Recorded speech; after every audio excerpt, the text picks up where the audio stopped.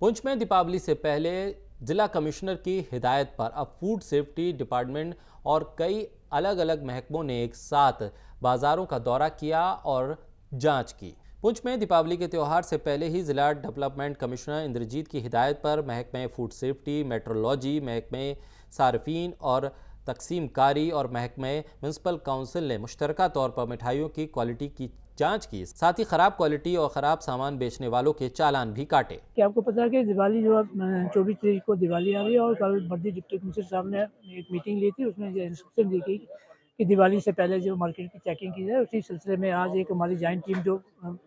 District level पे बनी हुई है उसने आज मार्केट की चेकिंग की है और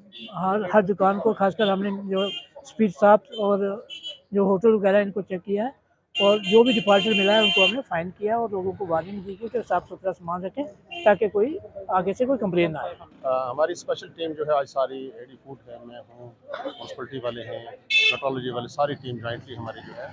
वो चेक किया हमने और लोगों को वार्न किया है कि दिवाली के मौका पर कोई आदमी भी किसी किस्म की पुरानी मिठाई या ख़राब मिठाई ना बेचे, रेट में कहीं वायलेशन ना करे।